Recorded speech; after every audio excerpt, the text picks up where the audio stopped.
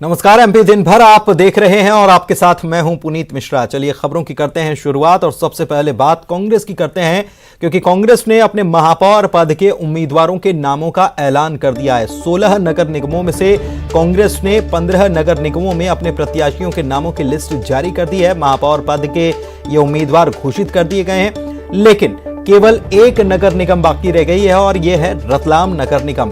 रतलाम नगर निगम के उम्मीदवार को छोड़कर बाकी सभी नगरीय निगमों में उम्मीदवार घोषित कर दिए गए हैं। कमलनाथ ने नगर निगम के महापौर उम्मीदवारों को लेकर आज बैठक की थी, जिसके बाद नामों का ऐलान कर दिया गया। न्यूज़ 18 ने खबर दिखाई थी, इस पर मुहर लगी है, क्योंकि उम्मीदवार जिन्हें बनाया गया वो लिस्ट आपको अब बता देते हैं। मुरैना से शारदा सोलंकी को प्रत्याशी बनाया गया है महापौर पद का, तो ग्वालियर से शोभा सिकरवार को उम्मीदवार बनाया गया है। इसके अलावा सागर से निधि जैन को महापौर पद का उम्मीदवार बनाया गया है। और बात अगर भोपाल राजधानी की जाए तो विभा पटेल इन्हें उम्मीदवार बनाया गया है। इंदौर से संजय शुक्ला, इनका नाम पहले से ही तय माना जा रहा था। कटनी से नेहा खंडेलवाल को पार्टी ने टिकट दिया है। जबकि जबलपुर की बात करें तो यहां जगत बहादुर सिंह, न्यूज़ 18 ने पहले ही बता दिया था, उनका भी नाम तय कर दिया गया। सिंगरौली की बात करें तो यहां अरविंद सिंह चंदेल को पार्टी ने महापौर पद का प्रत्याशी बनाया है।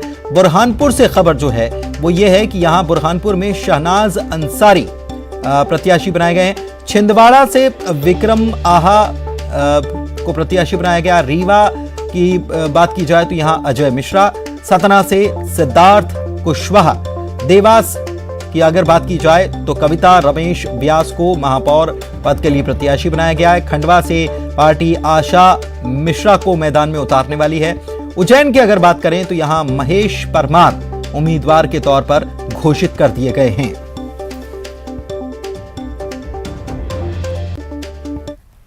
और बढ़ते हैं आगे और बात अगली खबर की। कांग्रेस के महापौर उम्मीदवार में नेता परिवार की भरमार नजर आई है, क्योंकि कांग्रेस ने मौजूदा और पूर्व विधायकों पर भी दांव लगा दिया। जैसा कि कमलनाथ कह भी रहे थे कि अगर कोई विधायक है या उनके परिवार का कोई, उनकी पत्नी है या उनके बेटे हैं, कोई भी दावेदार है और वो चुनाव जीतने की क्षमता रखता है तो उसे पार्टी मौका देगी। तो रीवा सतना से पूर्व विधायक मैदान में उतारे गए हैं। ग्वालियर से विधायक की पत्नी शोभा सिकरवार को टिकट दिया गया है। सागर से पूर्व विधायक की पत्नी निधि जैन को टिकट दिया गया है। छिंदवाड़ा से कमलनाथ के करीबी को टिकट दिया गया है। और टिकट बंटवारे में जातीय समीकरणों को भी साधने की कोशिश नजर आ रही है।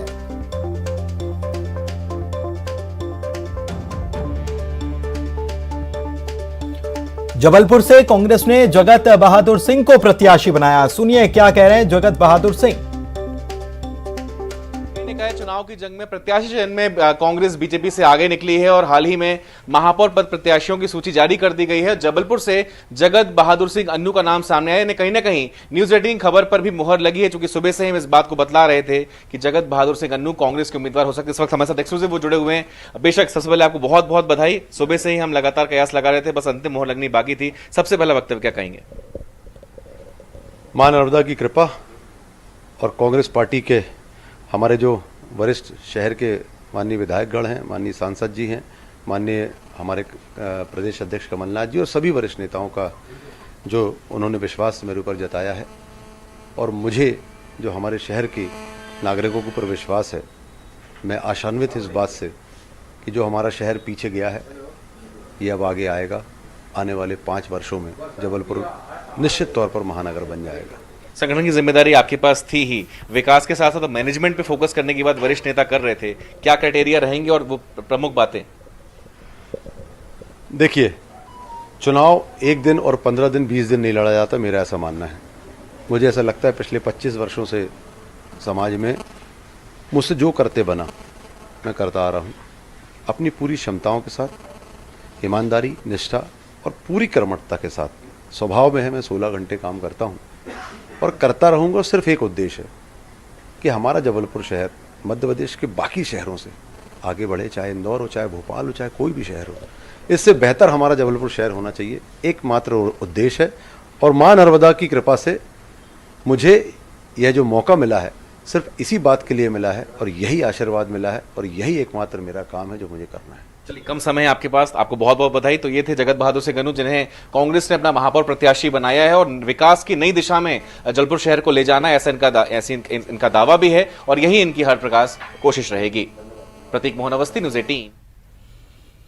अनुराग हमारे संवाददाता हमारे साथ फोन लाइन पर जुड़े हुए हैं और उनसे बात करते हैं। अनुराग, प्रत्याशियों का ऐलान कर दिया गया, महापौर पद के प्रत्याशी केवल एक रतलाम की अगर बात की जाए, उसको छोड़ दिया जाए तो सभी नामों का ऐलान कर दिया गया। और इस लिस्ट में दो बातें जो समझ में आ रही हैं, एक तो जातीय समीकरण को साधने की कोशिश बिल्कुल साफ तौर पर दिख रही है और साथ ही साथ कमलनाथ जो बात कह रहे थे कि विधायक हो, विधायक की पत्नी हो या जो भी ऐसा व्यक्ति हो जो चुनाव जीतने लायक है, तो पार्टी बिल्कुल उसको मैदान में उतारने के लिए तैयार है और ये बिल्कुल साफ नजर भी आ रहा है इस लिस्ट में। साफ तौर पर कांग्रेस पार्टी ने इस बार जिन चेहरों को महापौर पद का उम्मीदवार घोषित किया है, उनमें कई विधायक हैं, विधायकों के रिश्तेदार हैं, पूर्व नेताओं के रिश्तेदार हैं और जो पार्टी की कोशिश है कि जिताऊ चेहरों को इस बार चुनाव के मैदान में उतारा जाए और शायद उसी फार्मूले पर काम करती हुई कांग्रेस पार्टी नजर आ रही है। यही कारण है कि भोपाल से जहां पूर्व महापौर विभा पटेल के नाम पर मोहर लगाई गई है, विभा पटेल जाना माना चेहरा है भोपाल के लिए और पार्टी को उम्मीद है कि विभा पटेल दोबारा एक बार फिर पार्टी को यहां पर जीत दिला सकती है। इसके अलावा जिन विधायकों को इस बार पार्टी ने चुनाव मैदान में उतारा है, उनमें संजय शुक्ला इंदौर से तय हैं, इनका नाम घोषित हो चुका है। रीवा से अजय मिश्रा, ये पूर्व विधायक रह चुके हैं, ये बीजेपी से विधायक रह चुके हैं और कांग्रेस में शामिल हो चुके हैं। सतना से सिद्धार्थ कुशवाहा जो है विधायक हैं, उनका नाम शामिल हो चुका है और उज्जैन में महेश परमार। इसके अलावा भी जो सागर से निधि जैन है, उनके जो घर परिवार रिश्ते में है, वो मौजूदा विधायक हैं, बीजेपी से विधायक हैं, उनको मौका पार्टी ने दिया है। तो इस तरीके से यदि देखें तो पार्टी नेताओं के रिश्तेदार और नेताओं को पार्टी ने महापौर पद का उम्मीदवार घोषित किया है। मतलब साफ है कि एक तरफ जातीय समीकरणों को साधने की कोशिश की गई है और वहीं पुराने चेहरों के भरोसे कांग्रेस पार्टी इस बार नगरीय निकाय के चुनाव में जाती हुई नजर आ रही है। यही कारण है कि 15 सीटों पर जिन नामों का ऐलान कांग्रेस पार्टी ने किया है, वो साफ तौर पर इस बात के संकेत दे रहा है कि पार्टी मजबूत चेहरे के सहारे इस बार निकाय चुनाव में जाने की तैयारी में। अनुराग, अभी 2 दिन पहले हम सुन रहे थे प्रदेश के गृह मंत्री नरोत्तम मिश्रा को, उन्होंने प्रतिक्रिया दी थी मीडिया को कि पार्षद पद के लिए दावेदार लड़ पड़े भोपाल में। तो उन्होंने कहा था कि कांग्रेस में खबर ये क्या है, खबर तो तब होती जब सब कुछ बिल्कुल शांतिपूर्ण तरीके से हो जाए। ये जो लिस्ट जो आई है, इसी को जोड़कर मेरा सवाल है कि ये जो लिस्ट आई है बड़े शांत तरीके से, और कहीं क्या बगावत देखी गई या कोई झंडा बुलंद करने वाला कोई नजर आया या आवाज उठाने वाला नजर आया? बहुत शांत तरीके से लिस्ट जारी हुई।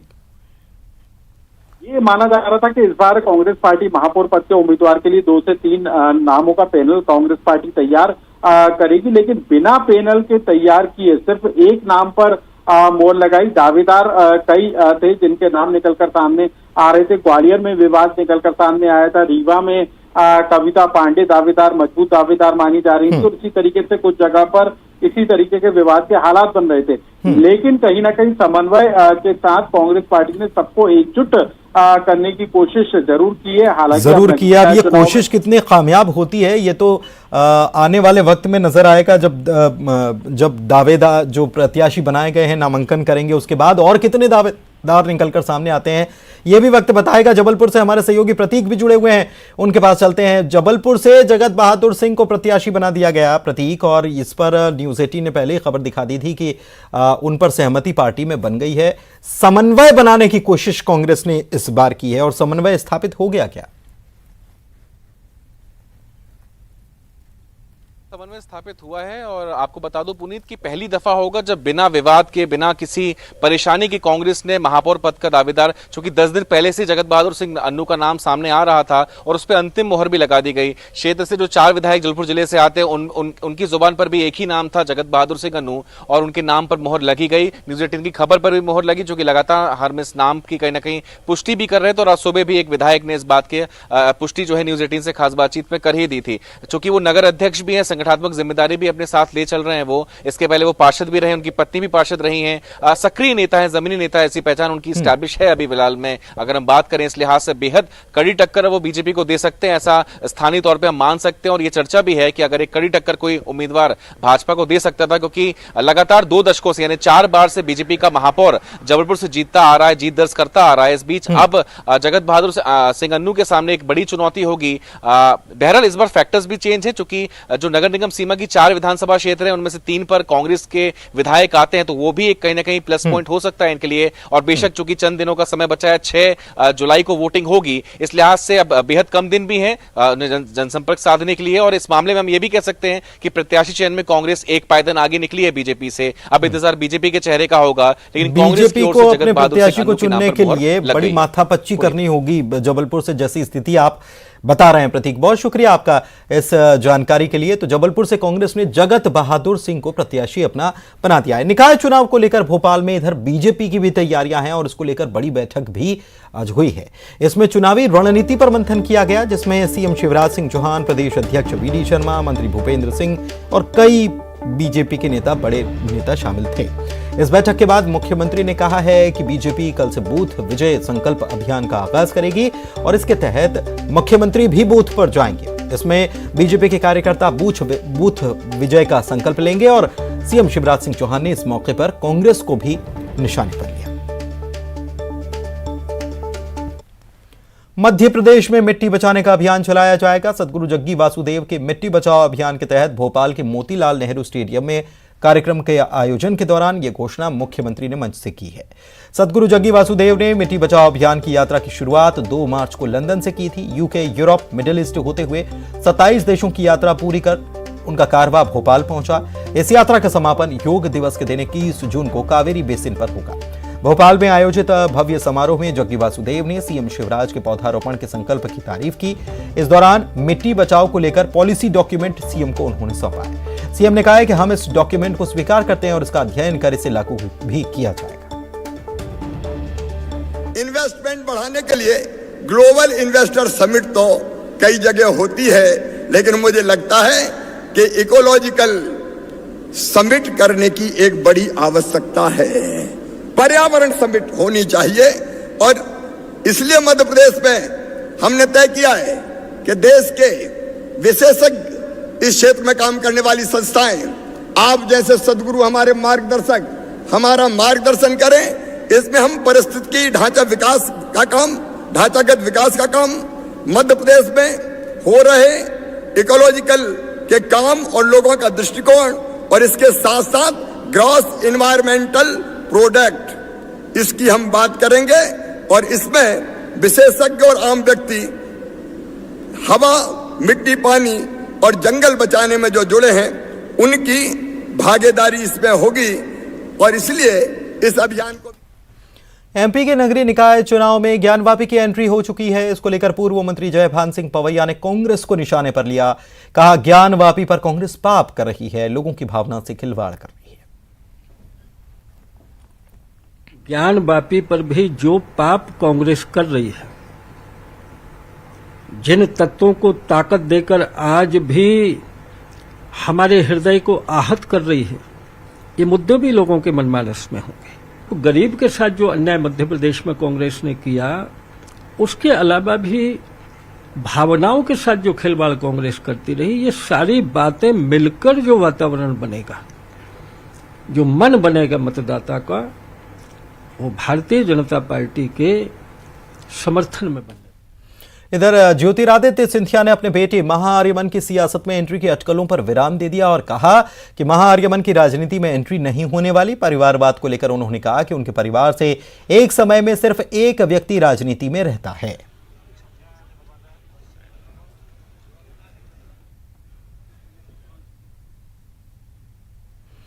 इधर खरगोन में ओवैसी की पार्टी के नगर पालिका चुनाव लड़ने से कांग्रेस की मुश्किलें बढ़ सकती हैं।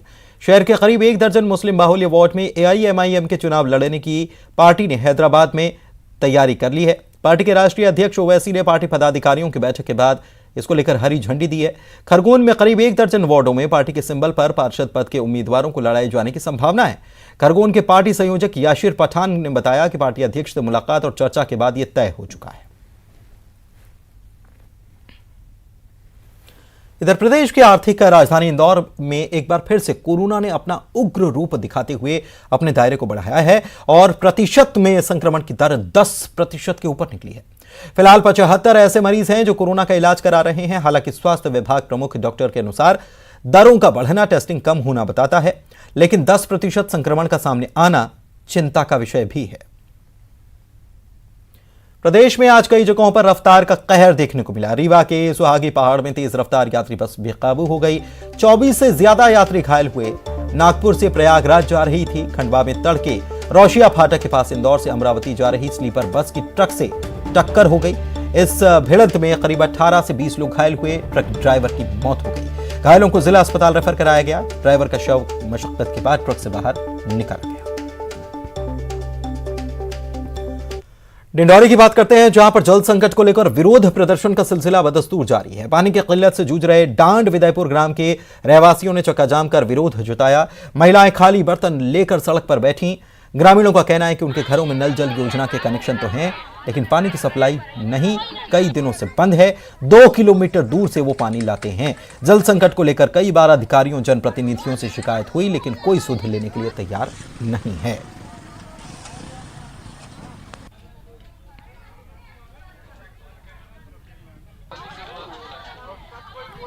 जबलपुर में पानी की समस्या का कोई समाधान होते नहीं दिख रहा। बरगी विधानसभा के बिजौरी गांव में 1200 की आबादी पानी से जूझ रही है। गांव में नल जल योजना के तहत पानी की टंकी बना दी गई। घरों में पानी की सप्लाई के लिए पाइपलाइन डाल दी गई, लेकिन पानी नहीं आया।